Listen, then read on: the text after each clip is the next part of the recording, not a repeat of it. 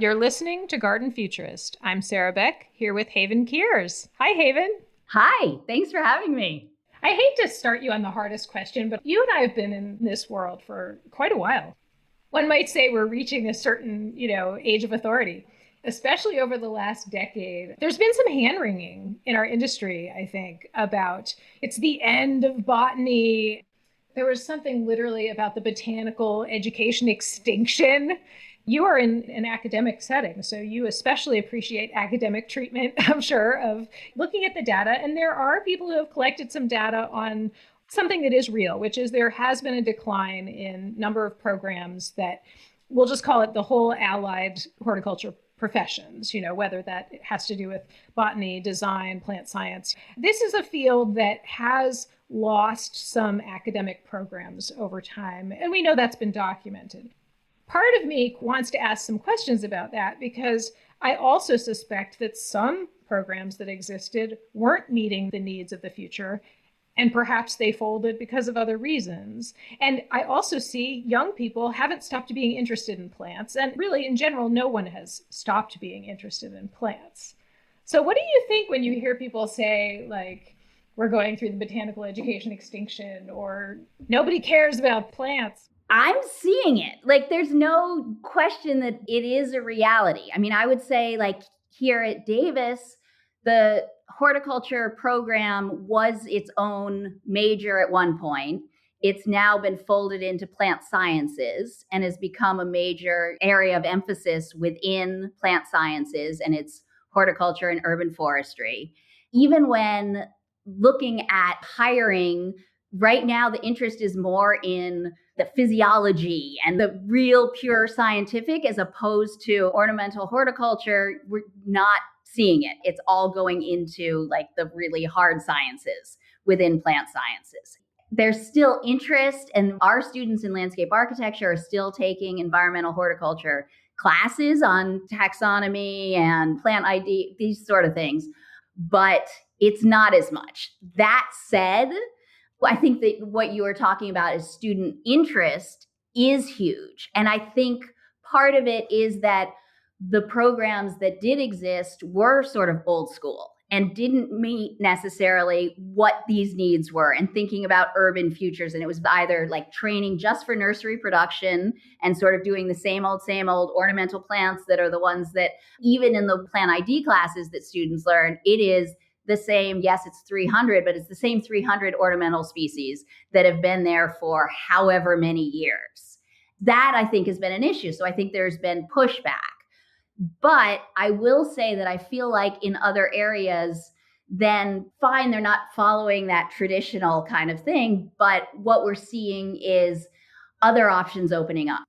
Here on campus, we've got the Arboretum offering their internships, their learning by leading internships. Those are hands-on internships, where students are actually learning sustainable horticulture. They're learning about native plants and ecological gardens. They're learning nursery production by doing it. And that is seen as additional bonus, not necessarily pure curriculum, but they are getting that. Those programs are absolutely packed. And we're seeing there is pushback within the students who are taking horticulture and doing that as their major. They want more classes like that. I was hired in the landscape architecture program because we didn't have anyone who did plants. But what I'm finding, the way that I've been teaching classes about plants within my program, is that it really does need to be on a focus of innovation, of looking at urban opportunities, and not just saying, typical, this is how planting design is done and that sort of thing. I've got to think more creatively to get people excited. I'm so glad you said that. There are innovative programs that are meeting the needs of students today and figuring out what those future careers are going to be and making sure there is a relevant path here for people to follow who want to enter these fields, and what are they going to end up doing? That's exactly it. I think the experiential learning, through the internships, definitely on campus, but also that's what I try and put in every single one of my classes, is that the students are out there and that they are actually building and doing and understanding. I teach a class that's called Plants in the City. It's all about integrating vegetation into the urban fabric. And so every single project, they're actually going out into the community. And so like their first project is they have to do seed dispersal system, and they actually have to create something that disperses seeds into the urban environment. One year we did seed dispersal by bike because we partnered with the local bike group. And these are just California annual wildflower seeds, but you learn what will grow and what doesn't, but also what gets weeded or weed whacked in the urban environment, and how crazy it is that some of these, you'll see places with the weeds like craziness, but your wildflowers get picked out every single time. I mean, really, really learning that sort of thing. And then there's always a project. Like we've designed a bus stop for Soul Trans that had like a little reading area, but had pollinator plants and interpretive signs in a tough, underserved neighborhood in Vallejo, adding this kind of floral oasis and giving students the chance to design. And it was actually built. That's the beauty. And the students could help build it. So that's what I'm trying to give, is the actual experience, but in a fun and interesting way, and not in this didactic, rule following. Well, and it's interesting. We do have a set of tools that are evolving. When I think back to when I was having to use a dichotomous key, and still, I'm sure that there is value there. And I'm sure there are students that can get something out of doing the old school method. I've heard that young people love analog things. This idea of utilizing some of the technology we do have, I enjoy using my iNaturalist Seek app regularly. I ran into a couple of naturalists on a trail last weekend, and they were in their 70s, and they said, "What do you think this is?" And I was like, "Hold on, let me get out the Seek app." They're like, "We just used our Seek app." Oh, that's so good. I was like, "Aw," it was really nice. You know, here I was at the Arboretum, the person who didn't know anything, where I actually learned everything that I know about California gardens and working was with my volunteers. So it was working with these women who had done this for years and years and years and had more knowledge than I could ever have, just telling me, don't be afraid to cut that to the ground. You know, if it doesn't come back, it wasn't meant to be there. And just being like ruthless and going for it and knowing what looked good and trying new plants and not being afraid. I want students to experiment and fail wildly and learn from that and get better. And yeah, giving them the opportunity to do that without saying, "Oh no, you got that wrong." It sounds like the innovative program at Davis is really uncovering some practices around evolving the way horticulture and design is taught. It's not just this staid old thing that every class that I teach really, really focuses on maintenance, on the labor involved and the people who do it and the need for it. I try and talk about it as weeding therapy and, you know, the health and wellness benefits of spending time in nature. You know, if you're weeding and have, you know, meetings with students outside while we weed. For designers, so much of the curriculum is just about sitting behind a computer these days and coming up with these designs and then going out and pointing where things go and walking away.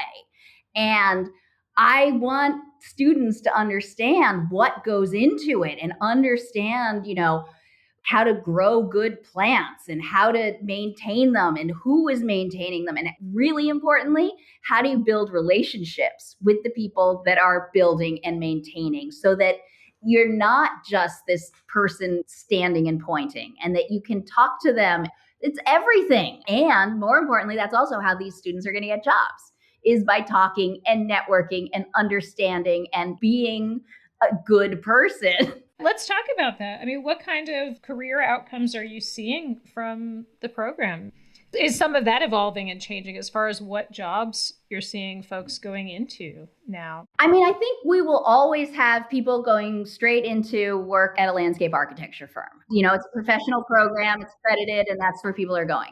That said, I am seeing a lot of students just going and trying a bunch of different things. Like the reason I love landscape architecture is because it lets you go into so many different areas and you don't have to just focus on one thing and that's what you do always.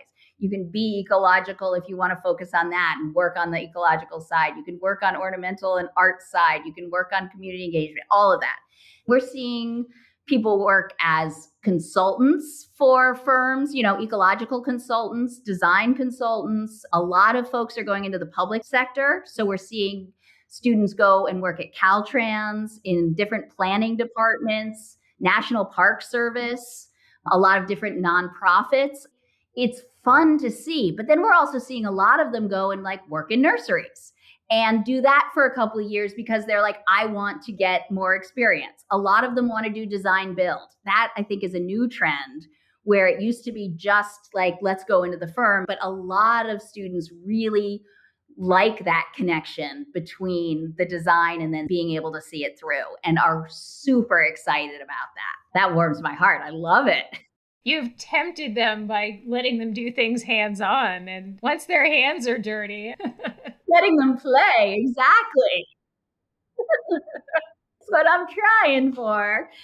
Going into fields that feel like they're maybe landscape architecture, horticultural adjacent. And I think that's one of the things that I keep trying to tell. And again, it all adds up. And it doesn't have to be this linear process. And I think students are starting to understand that. It runs the gamut, and it's just really cool to see sort of where people end up and where they're going. A landscape architecture program, or really any horticulture allied professional degree program that evolves with this diversity of skills and looks to the future needs of our communities. As you mentioned, the urban spaces being such a critical element. I think there's so many, green infrastructure, for example, is huge. I have a student who went and worked for a company that did living walls. I have students who are working doing green roof design, lots of bioswales and rain gardens. And they've gotten that experience because we've talked about it, or they've done internships, or they've built rain gardens. And so they have the confidence to go in and say that this is something good, or even giving them I'm not dogmatic about only native plants, but I am going to talk about the benefits of native plants and if we can incorporate them in ecological. And so giving them to that confidence to go in and say maybe a native plant is the right one for this design. I'm just thinking in terms of advice for someone. And I think, this could be mid-career professionals as well as young students who are about to think about their undergraduate or graduate programs. I personally believe there is a plant career for everyone, and years ago I had this idea of doing kind of a Myers-Briggs test, and I had some interns who did it. It was totally hilarious. It was totally a bunch of ridiculous questions that would kind of, lean you towards, oh, actually, maybe you are interested in plant physiology, or oh, I love that. Maybe you should be the designer, all of these things. Right. Yeah, I'm just curious if you have any advice for someone who is really thinking about how to have an impact in this world. I have to say, I was so inspired when I came to your class last fall. You had a really large class of design students. And when I asked them about the impacts of climate change and what they were thinking about that, it was so present. And I have to say, that is a difference between now and, a decade or two ago. There was such an obviousness to this is right in front of us. We're looking at climate change. There's nothing else for us to do but to try to solve for this future. There is an optimistic place where anyone who's interested in getting into one of these related fields and making a difference can do that. Well, exactly. And actually make an impact. What I love about this field is that there are so many entry points. And this has always made me just so joyful that I was able to go to a master's program in landscape architecture at a mid-career level and be with people who were from different, there were environmental scientists, there were people from nonprofits, there were artists, that everyone was able at that point in their career say, actually, I'm going to pivot a little.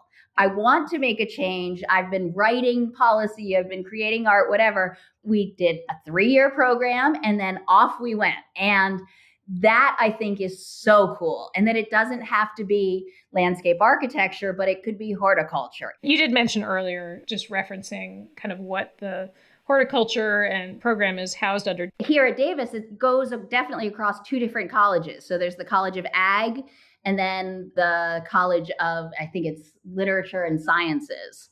And so within those two colleges, I mean, there's the environmental horticulture and urban forestry, there's plant biology, there's ecological management and restoration, there's environmental science and management, landscape architecture, all then the plant physiologies.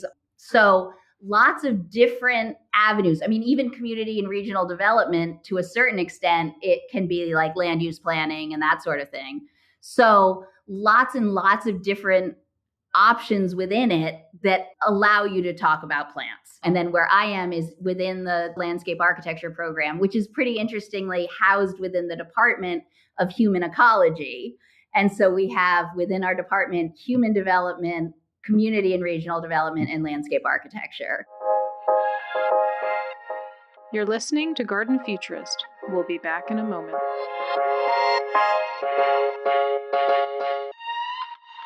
Expert tree care down to a science.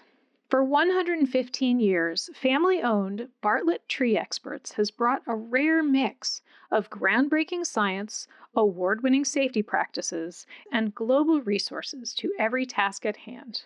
Our tree research laboratories are staffed by some of the leading researchers of the day, providing us with the expertise to champion every tree, no matter the species.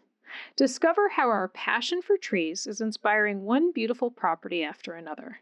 Call 877-BARTLETT or visit Bartlett, BARTLETT.com.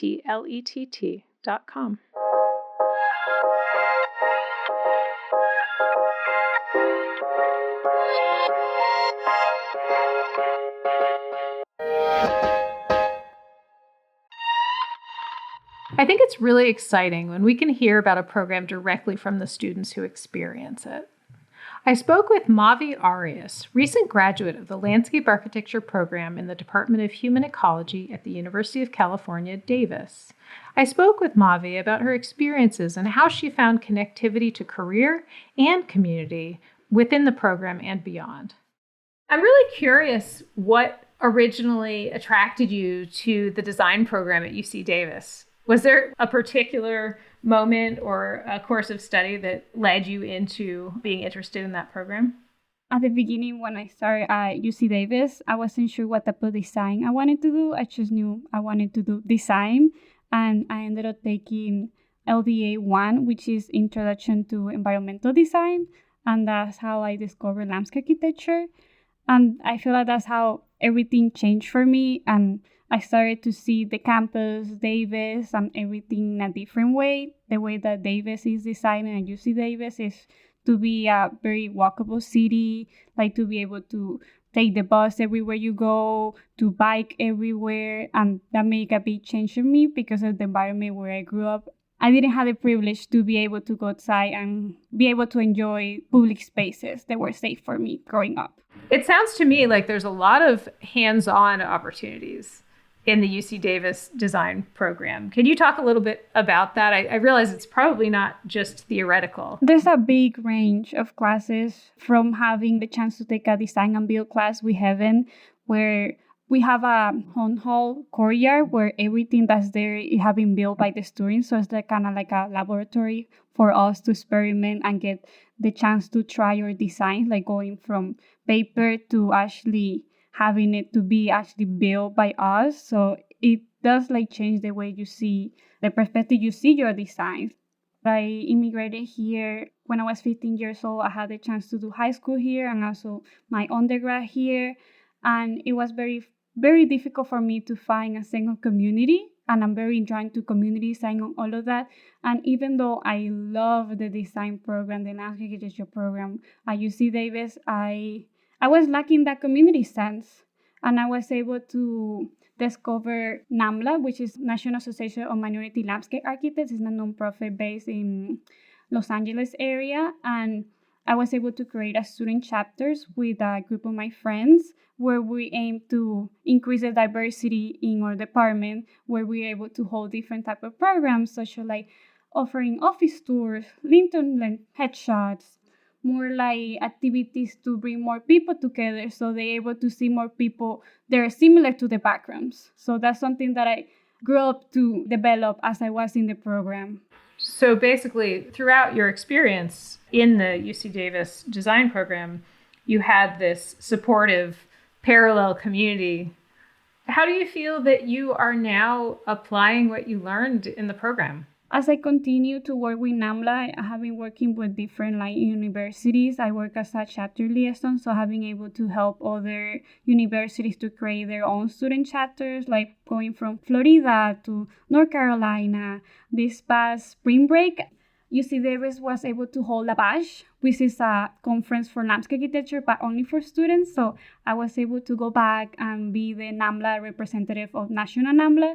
I was able to bring other students from across the country, and where the student chapter of UC Davis hold a whole event for all the student chapters. And that was the first time we were able to have students from all across country meet up and be able to share these stories. What was unique about the UC Davis design program itself and why you were really excited and engaged in that? I believe what was unique for me, it was the professors and how we had the chance to be one-on-one, even though it was a small major. We are very close cohort and we spent a lot of time together with my classmates and my professors. So I got the chance to develop that relationship with them and being able to work with them in their projects. I had the chance to work with Heaven in her research project, Sheep Mowers, where we bring the sheep for 3 days and they mow the ground, and we try to see how it's impacting the people in the UC Davis campus and how it's also we're seeing, are they really mowing their lawn? What's the increase and the pesticides, and also bringing awareness to the public about that. Can you talk a little bit about some of those hands-on experiences were a really rich part of your experience that gave you some skills that you are now applying? Post-graduation, I was able to work with Emily. She was a professor also under my undergrad, and I was working as a research assistant with a partnership with the U.S. Forest Service and also a nonprofit, Outward Bound Adventures. It's a nonprofit located in Pasadena. They're trying to diversify the outdoors to bring more minority youth into the outdoors. So we wanted to investigate how is it impacting them, and we were doing surveys. They do trips from 1 day to 3 days. They teach them about the environment, the ecology, the national parks, and the indigenous people. And we were trying to see what's the impact of that, because many research papers and many programs, they like to focus a lot on the why is that happening, but not many of them try to focus on solving that issue. And I feel like that's why it was so powerful to be able to see an organization that was trying to solve that problem instead of focusing on the why. I had that chance because of UC Davis and because of the close relationships I have with my professors, and they led me to be able to do all of this. What I'm finding really fascinating about some of the stories you're telling is that UC Davis is a central hub with these almost spokes of connectivity to other opportunities. It sounds to me like the National Association of Minority Landscape Architects, this opportunity involving the Forest Service, and this project to increase diversity in the outdoors and Outward Bound. I mean, these are different organizations and areas of work that really weave together with landscape architecture in a really interesting way. The reach of them is so much beyond just this one university program. Something that is unique about the UC Davis program, it seems like, is just the layers of other opportunities that are providing connectivity when you're there. I feel like all the classes and all of that, they were meant for us to get to know the local community. I took a class, a planting class, and we were able to collaborate with Rustoller Farm, and we were doing a green wall. So we went over there and we gave a presentation, and we were able to hear from the owner. And I didn't know about that place until we took a field trip over there, knowing the local community. We also were able to do a planting design for the Davis Library, and we were able to present these designs to the public. I think it was a pretty good experience to how it would work in the professional world. It was local, like we were able to get to know the community. We are also students, like we're living there, so we know what's affecting this community. So I feel like that's something also very unique from UC Davis, like the very hands-on experience. Everything you see from there, all the planting, like is done by the students. Yeah, that's a really incredible aspect, right? What is your advice to someone either who is a mid-career professional looking to move towards landscape architecture, or someone who is a young person just looking at all the array of degree and certificate programs that are out there? What would you advise someone who's looking to get into a career in landscape architecture right now? I guess be prepared to be surprised. Why surprised? Because you get to know the world in a different way. Like, unless you're into like environmental science or very passionate environmental issues and ecology and all of this, like you won't be able to understand how important it is to have a walkable city, how important it is to have a pollinator garden and all of this, or like a rain garden. And it's like a bunch of issues that all connect together, and we don't even imagine how it all connects together. And many of them don't know what they're coming to. So I guess like be prepared to be surprised. Yeah, I love that answer. What are your big dreams right now as far as your own career? What are you excited to do, or what areas do you hope to impact? I'm very thankful for my professors who guide me to go for my master's program of landscape architecture at the University of Pennsylvania. I'm a first generation immigrant and first person to graduate high school here, first person to graduate college here. And I wanted to do even more, and like having that connection with my professors and then guiding me through applying for graduate school. I'm like so thankful for that. There's that connection of the underserved communities, and the climate like changes. Like the neighborhoods who doesn't have the same amount of opportunities, like they're closely connected to the climate and all of these issues that are affecting them. Even for natural disasters, the underserved community are the most affected. So how can we prepare these communities that they don't know about? Like it's, again, educating the next generation. Like we want to make sure like these people, these youth are going to be able to have access to outdoor areas. And the only way for us to be able to do that is educating them.